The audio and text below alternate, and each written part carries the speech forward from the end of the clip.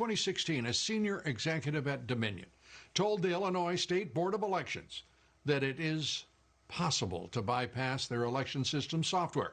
Here's what the vice president of engineering at Dominion at that time, Eric Coomer, told the board during a meeting in good old Cook County.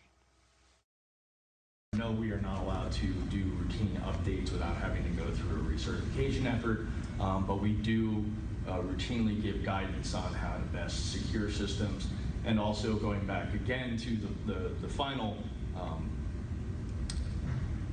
mitigation against all of this is a robust auditing and canvassing process, which all of our jurisdictions have implemented.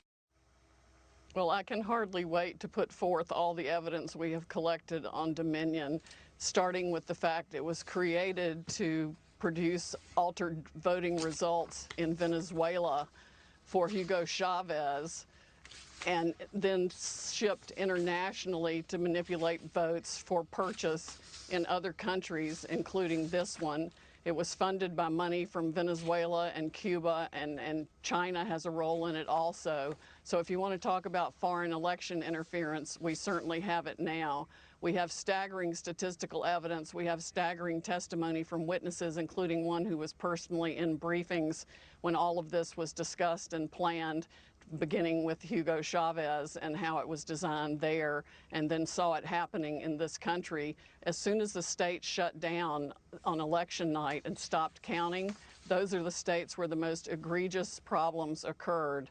We also need to look at, and we're beginning to collect evidence on the financial interests of some of the governors and secretaries of state who actually bought into the Dominion systems, surprisingly enough. Hunter Biden type graft to line their own pockets by getting a voting machine in that would either make sure their election was successful or they got money for their family from it. Well, that's straightforward. It may take, you're going to have to be quick to go through and to produce that investigation and the results of it. The December deadlines are approaching for electors, and just as we saw in 2000 with Bush v. Gore, how critical are those deadlines, and how urgent does that make your investigation and discovery? Well, for fraud this serious, I think even if the states are stupid enough to go ahead and certify the votes where we know the machines were operating and producing altered election results, if they're stupid enough to do that, then they will be set aside by the fraud also. I mean, we are talking about hundreds of thousands of votes. President Trump won this election in a landslide.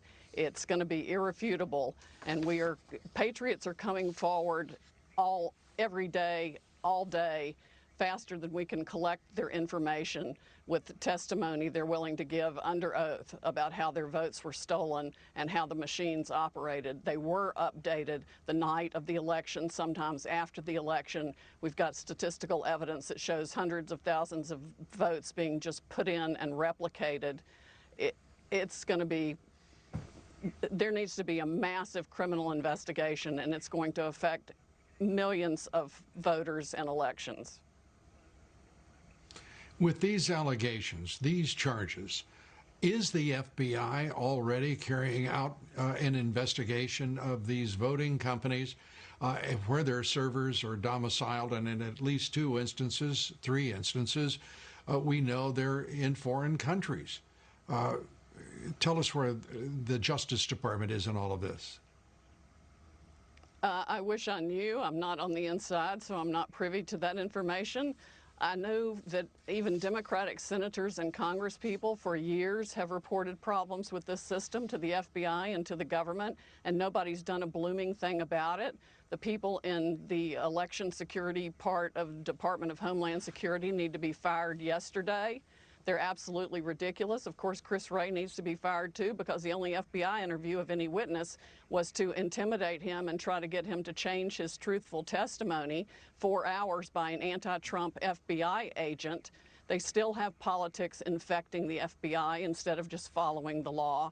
We are on the precipice of, this is essentially a new American revolution. And anybody who wants this country to remain free needs to step up right now. These are federal felonies. Altering a vote or changing a ballot is a federal felony. People need to come forward now and get on the right side of this issue and report the fraud they know existed in Dominion voting systems, because that's what it was created to do. It was its sole original purpose. It has been used all over the world to defy the will of people who wanted freedom. Sydney, at the outset of this broadcast, I said that this is the culmination of what has been over a 4-year effort to overthrow this president, to first deny his candidacy, the election, but then to overthrow his presidency. This looks like the effort to carry out an end game in the effort against him. Do you concur? Oh, absolutely. And it's been organized and conducted with the help of Silicon Valley people, the big tech companies, the social media companies, and even the media companies. And I'm going to release the Kraken. Well, good, because this is an extraordinary and such a dangerous moment in our history. I really am very concerned for the country. I am very concerned for all Americans.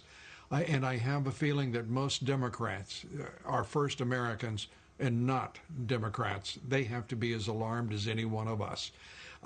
Cindy, we're glad that you are on the charge to straighten out all of this. It is a foul mess, and it is far more sinister than any of us could have imagined, even over the course of the past 4 years. You get the last word, Sydney.